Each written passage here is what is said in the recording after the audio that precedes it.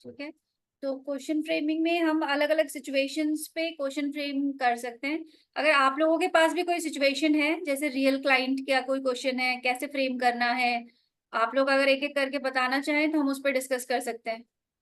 किसी के पास कोई क्लाइंट आया हो जिसकी कोई सिचुएशन हो जहाँ पे आपको समझ नहीं आया क्वेश्चंस कैसे बनाएं, वो हम डिस्कस कर सकते हैं, सो दैट रियल केसेस की प्रैक्टिस हो जाएगी तो अच्छा रहेगा।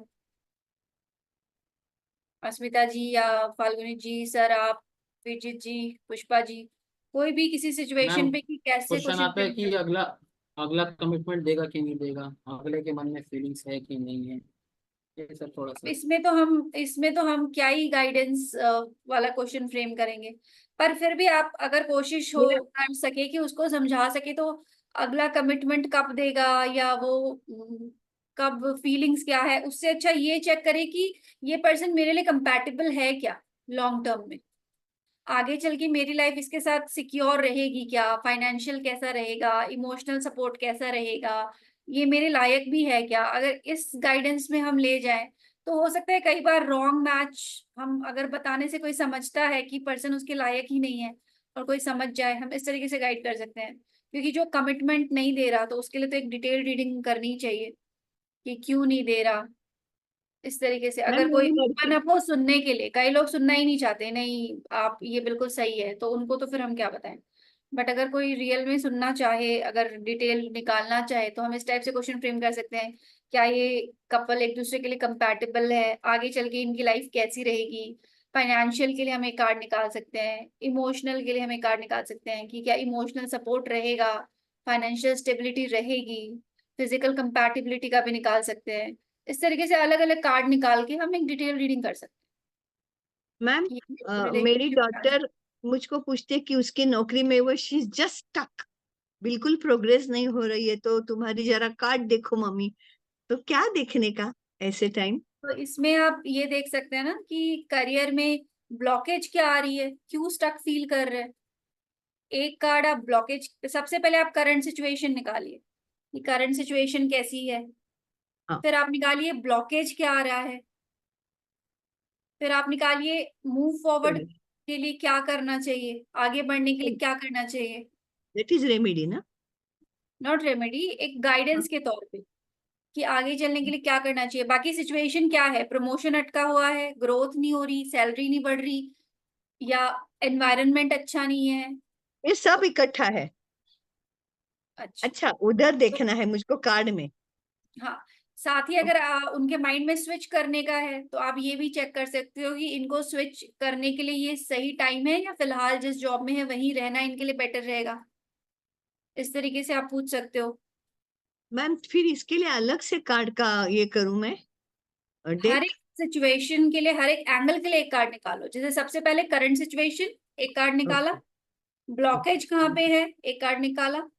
एडवाइस क्या है, एक कार्ड निकाला। अगर स्विच करने का उनके माइंड में चल रहा है, वो कंफ्यूज है, तो आप निकाल सकते हो कि स्विच करना चाहिए, यस नो।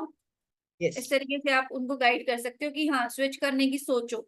और अगर आता है कि नहीं करना चाहिए तो फिर एडवाइस या उसमें जो भी आएगा कि उसी जॉब में एक बार रुकना चाहिए। और अगर कार्ड्स के अकॉर्डिंग ये आता है कि स्विच कर लेना चाहिए, तो आप उनको बोल सकते हो कि वो दूसरी जॉब के लिए देखना शुरू करें।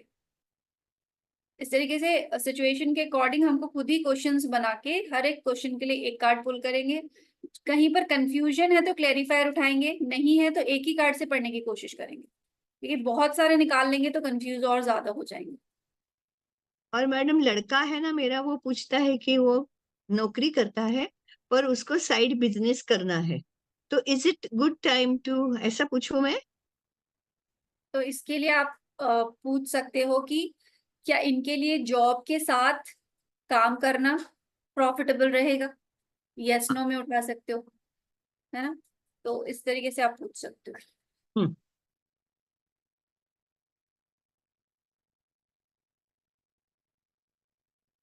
बस यस और नो, इतना ही होगा ना? यस और नो पूछ सकती हो क्योंकि उनकी करने की इच्छा है। अब सपोज इस सिचुएशन में आ जाता है आपका हैंग्ड मैन, तो एक बार आप उनको बोलोगे कि नहीं अभी मत करो, थोड़ा टाइम रुक जाओ और अच्छी से सोचो समझो कि क्या बिजनेस करना है, कैसे करना है, उस पे और थॉट्स दो, फिर करो। सपोज आपका कार्ड आ जाता है मजिशियन, कि क्या मुझे जॉब के साथ एक नया बिजनेस स्टार्ट करना चाहिए। हाँ कार्ड आता हाँ है मैजिशियन, यस कार्ड है बिल्कुल। तो आप क्या कहोगे हाँ। कि हाँ, जॉब यस के हाँ। साथ बिजनेस हमारे फेवर में रहेगा, प्रॉफिटेबल रहेगा, स्टार्ट कर दो। ठीक है। ऐसे लड़की इस को जब तरीके, प्रमोशन सबको मिला तो उसको नहीं मिला। She was very very depressed. और जब हैंगमैन ये आया कार्ड। दैट मीन्स वो टाइम सही नहीं था। पॉज हाँ वाला पीरियड था कि अभी वो पीरियड नहीं था कि उनको प्रमोशन मिल सके। पर साथ में आपको उनको कहना था कि इस चीज को देखने का दूसरा एंगल भी होगा। प्रमोशन मिलना हमेशा अच्छा नहीं होता है। पर्सनल एक्सपीरियंस से बता रही हूँ कि कई बार हम अपसेट हो जाते हैं कि प्रमोशन नहीं मिला, बट जिनको मिलता है उनके ऊपर जो प्रेशर आता है वो हमें पता भी नहीं चलता। कई लोग हैं जो प्रमोशन के साथ साथ उनका ट्रांसफर का रहता है कि अगर आप ये प्रमोशन लोगे तो आपको ये ट्रांसफर मिलेगा। तो वो ट्रांसफर के बाद पछताते हैं कि प्रमोशन क्यों लिया। नहीं लेते तो सुखी थे, क्योंकि वो ऐसी जगह पे ट्रांसफर हो जाता है। तो जरूरी नहीं कि प्रमोशन हर टाइम अच्छी चीज ही है, प्रमोशन बुरी चीज है। मैंने तो खुद देखा है अभी रिसेंटली, किसी को प्रमोशन मिला, ट्रांसफर कर दिया इधर साउथ में कहीं पे, थोड़ा रूरल एरिया में। तो हम मिलने गए थे तो बोल रहे थे नहीं लेते तो अच्छा था, प्रमोशन प्रमोशन के चक्कर में ट्रांसफर साथ में आया। तो मुझे ऐसा लगा कि ये किसी से टैरो रीडिंग करवाते तो शायद ऐसा कार्ड आता कि प्रमोशन मत लो। बट वो तो ऐसा था कि ये सब में है ही नहीं। बट बता रही हूँ कि प्रमोशन भी अगर नहीं मिला तो उसका कुछ ना कुछ पॉजिटिव साइड होगा, जो शायद वो देखे तो उनको उतना दुख ना हो सकता है। रिस्पॉन्सिबिलिटीज बढ़ जाती, मैनेज करने में दिक्कत आती, दो चीजों के बीच में बहुत प्रॉब्लम हो सकती है, प्रमोशन के साथ वर्कलोड भी बढ़ जाता है। तो इस तरीके से कुछ ना कुछ गाइडेंस तो मिल ही जाती। हाँ समझ। और कोई सिचुएशन कोई पूछेगा, लाइक अटक जाते हैं जहाँ पे, जैसे कुछ ऐसे क्वेश्चंस होते हैं, डिवोर्स लेना होगा कि नहीं। तो उसमें भी अपने को पहले थोड़ा सा डिटेल में निकालना चाहिए कि क्या डिवोर्स लेना सही डिसीजन है। क्योंकि कई बार जब फीमेल अगर ये क्वेश्चन पूछती है तो कुछ ऐसा कार्ड आ जाता है जो दिखा रहा है कि फाइनेंशियल प्रॉब्लम्स हो सकती है। दैट मीन्स अगर आप ये डिवोर्स लेते हो तो फाइनेंस थोड़ा सा दिक्कत दे सकता है, क्योंकि ऐसा आता है कार्ड में। तो इस तरीके से भी आप निकाल सकते हो, या ये टाइम सही है या नहीं, या थोड़ा रुक जाना चाहिए। 6 महीने का टाइम तो वैसे भी मिलता है, तो रुक जाना चाहिए, फेवरेबल है या नहीं है, रिकॉन्सिलेशन के चांसेस कितने हैं। इस तरीके से भी हम फ्रेम कर सकते हैं। और और ये पर्सन मुझे ब्लॉक कब करेगा, या मेरी फीलिंग्स के लिए हमेशा कंपैटिबिलिटी चेक करना प्रेफर करें कि ये दोनों एक दूसरे के लिए सही हैं कि नहीं। और कोई मेरी लाइफ में वापस कब आएगा, तो इसको हमेशा ये जानने की कोशिश करें कि उसके वापस आने का वेट करना चाहिए या मूव ऑन कर जाए, हमारे लिए बेटर क्या है। अगर पर्सन ओपन हो, पूछना चाहे, सुनना चाहे, एडवाइस लेना चाहे, तो हमेशा हम उसे ऐसे गाइड करेंगे कि कोई जो छोड़ के चला गया है या धोखा देके चला गया है, उसके लिए वेट करना अच्छा है या तुमको लाइफ में मूव ऑन कर लेना चाहिए। ये भी एक एंगल है ना। इस तरीके से गाइड कर सकते हैं, या स्ट्रेट अवे किसी को बोल देना कि हाँ वो आ जाएगा या वो नहीं आएगा। वो आएगा नहीं आएगा छोड़ो, तुम्हारे लिए क्या अच्छा है वो समझने की कोशिश करो। ये है जो रियल में गाइडेंस चाहते हैं। अभी जो एप्लीकेशन में है यस नो उसको फिर कुछ कर नहीं सकते, उसको फिर आप जो वो पूछे वो बता दीजिए, जैसे हम लोगों ने सीखा था कार्ड निकाल के। वीरजीत जी कुछ कहना चाह रहे थे शायद, बट आपकी आवाज क्लियर नहीं थी। मैम अब तो आप चैट में डाल देंगे, आपकी आवाज क्लियर नहीं है, बट अगर आप चैट में क्वेश्चन डाल देंगे तो मैं पढ़ के बता पाऊंगी।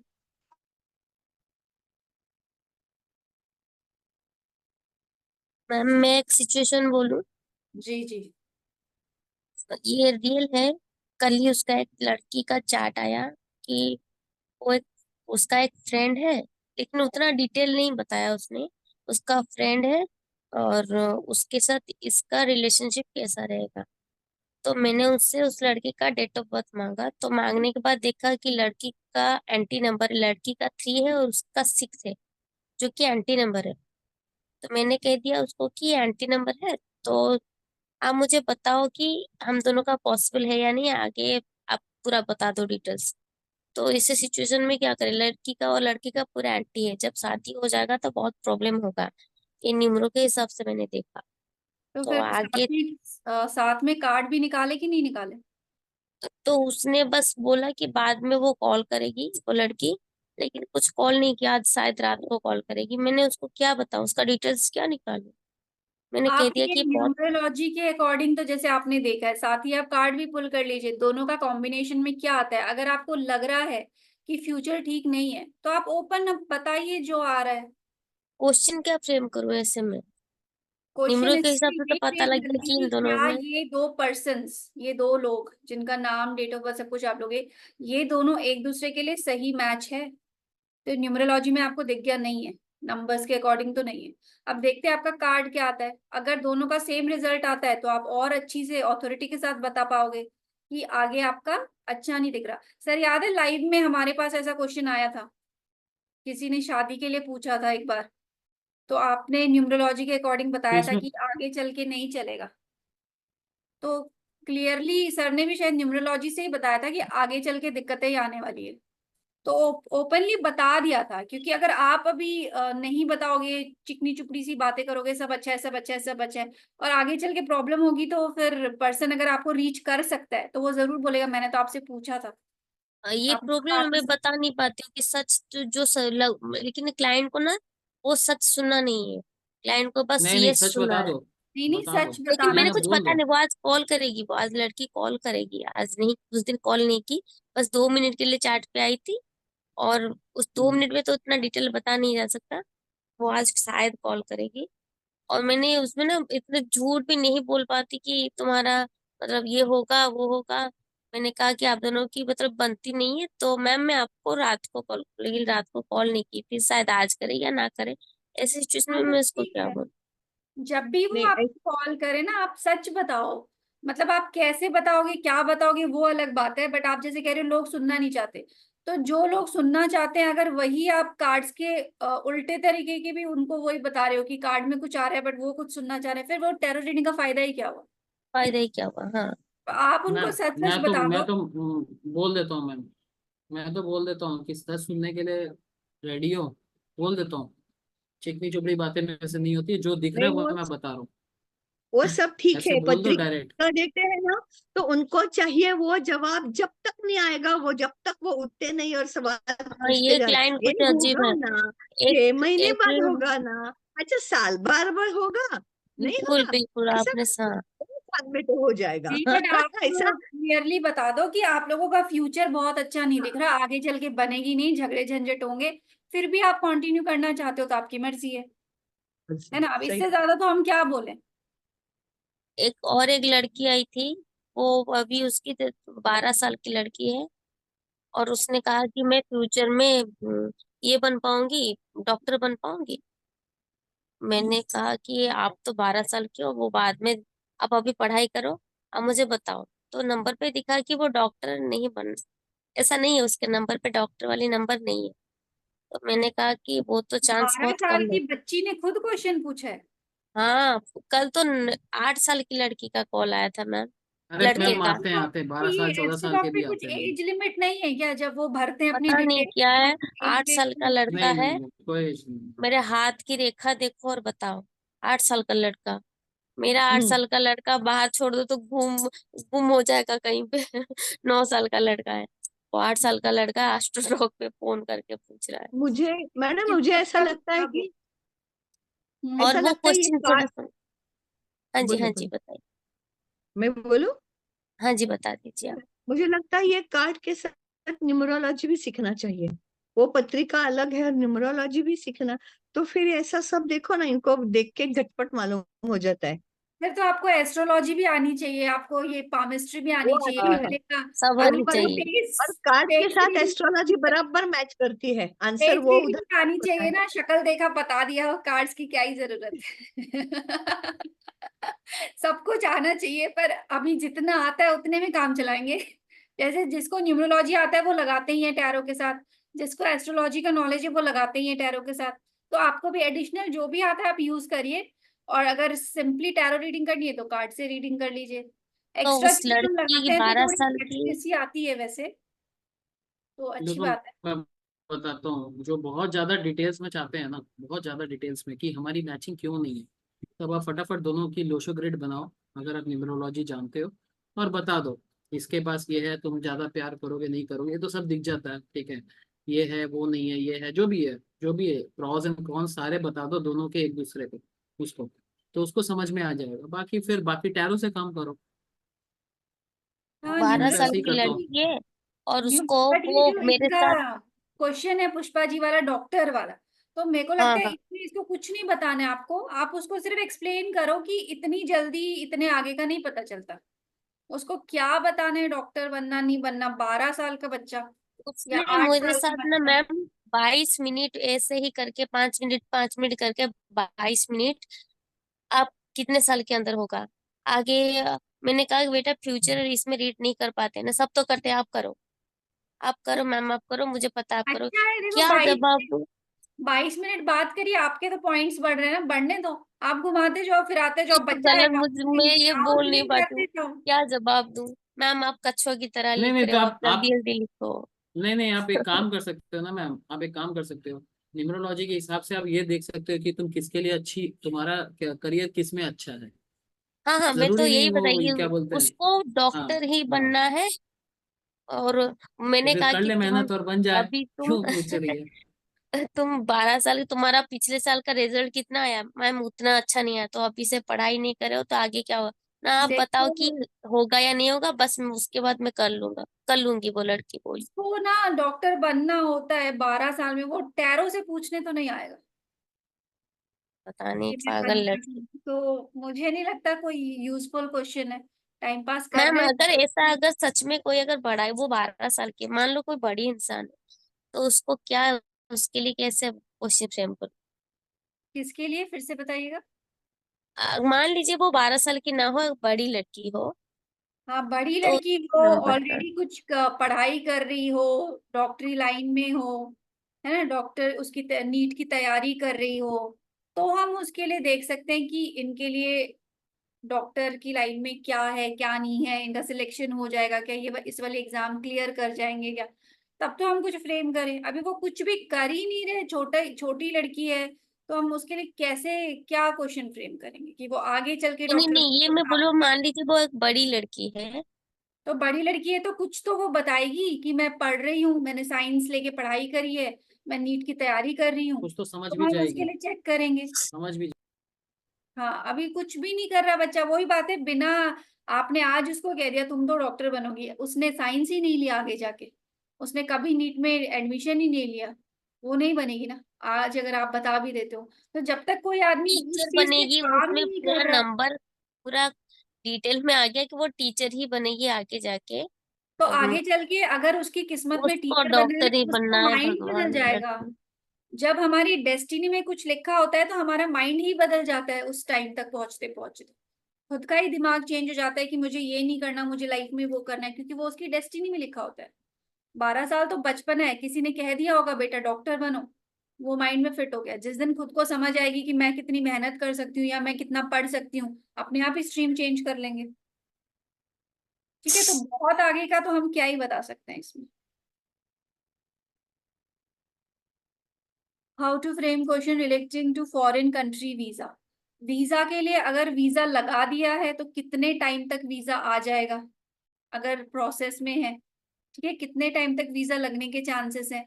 अगर कोई फॉरेन कंट्री सेटल होने के बारे में सोच रहा है तो सबसे पहले देखिए कि क्या इस पर्सन के लिए फॉरेन कंट्री में सेटल होना फेवरेबल रहेगा, क्या जाना इसके लिए बेहतर है, बेहतर डिसीजन है, या अपने ही यहाँ पे जहाँ पे है वहां रहना चाहिए। अगर बेटर डिसीजन है तो क्या अभी मूव करना चाहिए, क्या ये राइट टाइम है, तो आपको गाइडेंस मिलेगी यस या होल्ड, रुक जाओ, उस हिसाब से हम कर सकते हैं। फिर हम अप्लाई करने का अगर ऑलरेडी प्रोसेस में है तो कब तक हो जाना चाहिए, इस हिसाब से हम वीजा के लिए क्वेश्चन फ्रेम कर सकते हैं। या बाहर सेटल होने के लिए ऑप्शंस, अगर कंफ्यूजन है ऑप्शन निकाल लीजिए, बेस्ट ऑप्शन क्या है, अपना शहर, अपना देश या अब्रॉड। 3 कार्ड पुल कर लिए, मल्टीपल कार्ड स्प्रेड कर लिया, उसमें देख लिया सबसे बेस्ट ऑप्शन क्या आ रहा है। ऐसे करके आप निकाल सकते हैं, जो कंफ्यूजन है उसके अकॉर्डिंग क्वेश्चन फ्रेम कर लेंगे कि जाना है कि नहीं जाना, ये कंफ्यूजन है, अभी जाना है कि थोड़ा रुक के जाना है, ये कंफ्यूजन है, इस साल में जाऊं कि अगले साल जाऊं, ये कंफ्यूजन है। जो भी कंफ्यूजन है उसके अकॉर्डिंग क्वेश्चन फ्रेम कर लीजिए। अब जैसे ये तो फिक्स है कि मुझे जाना तो है ही, मुझे तो हर हाल में जाना ही है, यहाँ तो मेरी कोई लाइफ ही नहीं है, तो फिर जाने का हम पूछेंगे ही नहीं, क्योंकि वो हमारे माइंड में फिक्स है कि हमको जाना ही है। तो क्या मुझे अभी जाना चाहिए या मुझे अगले साल जाना चाहिए? मैं प्रोसेस अभी स्टार्ट करना चाहिए मुझे, कि थोड़ा रुक के करना चाहिए? ठीक है, इस तरीके से आप सिचुएशन के अकॉर्डिंग फॉरेन कंट्री जाने के क्वेश्चन फ्रेम कर सकते हो। और क्या सिचुएशंस हो सकती है? कोई पूछे मुझे घर ले लेना चाहिए, मुझे घर बनाना चाहिए, ऐसा अगर क्वेश्चन आता है तो क्या अभी राइट टाइम है? जैसे मेरे पास आया था एक मुंबई का क्लाइंट था, उसको ऐसे था कि बॉम्बे में घर लेना पॉसिबल ही नहीं है। उसके माइंड में ये कभी था ही नहीं कि मैं अपना घर ले लूं, क्योंकि उसे लगता था नौकरी के साथ तो इस शहर में पॉसिबल ही नहीं है। फिर मेरे फ्रेंड के थ्रू आया था, तो हमने उसकी रीडिंग में, उसने ऐसे ही बोला कि मुझे लगता नहीं कि मैं कभी घर लूंगा, रेंट पे ही चलेगा। फिर हमने उसके लिए क्वेश्चन फ्रेमिंग करी थी कि क्या इस पर्सन को अपने घर के लिए ट्राई करना चाहिए, क्योंकि वो ट्राई नहीं कर रहा था। उसके ऐसे था इतने रेट्स होते हैं, पॉसिबल ही नहीं है। क्या इन्हें अपना घर लेना चाहिए? लेना चाहिए। कितना टाइम में हो जाएगा? ईयर एंड तक आया था, लास्ट ईयर की बात है। तो उन्होंने ट्राई किया। ऑब्वियसली ऐसा नहीं कि पैसा बरस गया रीडिंग में आते ही, बट ट्राई किया तो कुछ सेविंग्स, कुछ लोन, मतलब फैमिली से बात करके कहीं ना कहीं, क्योंकि उसके माइंड में आ गया कि मैं ले सकता हूँ। तब तक उसके माइंड में था ही नहीं कि मैं ले भी पाऊंगा, तो ले सकता हूँ। तो फिर उसने लास्ट ईयर दिसंबर में अपने घर में शिफ्ट कर लिया।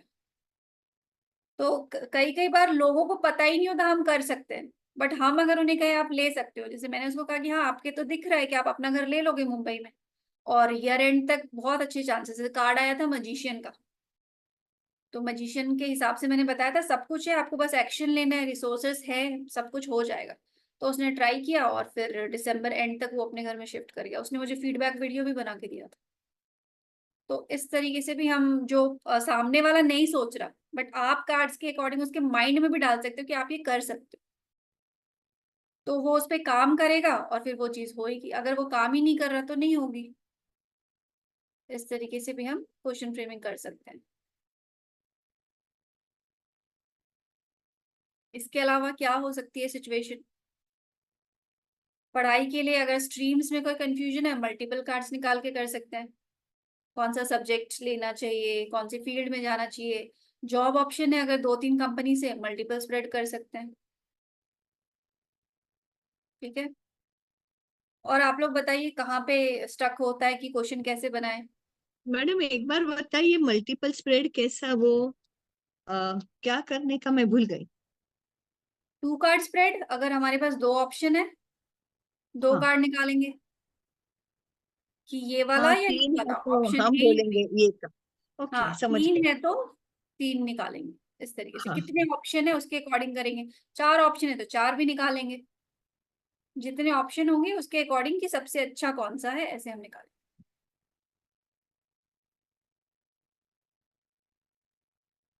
और कैसे क्वेश्चंस आते हैं आप लोगों के पास?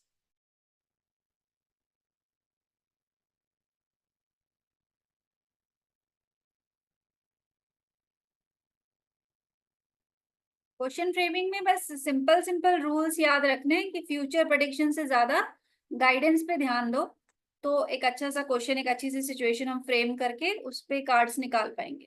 फ्यूचर में जाएंगे तो यस नो से ज्यादा क्या ही निकलेगा, ये काम हो जाएगा, ये काम नहीं होगा, शादी हो जाएगी, नौकरी लग जाएगी, प्रमोशन मिल जाएगा, फिर यही सारे क्वेश्चंस आते हैं।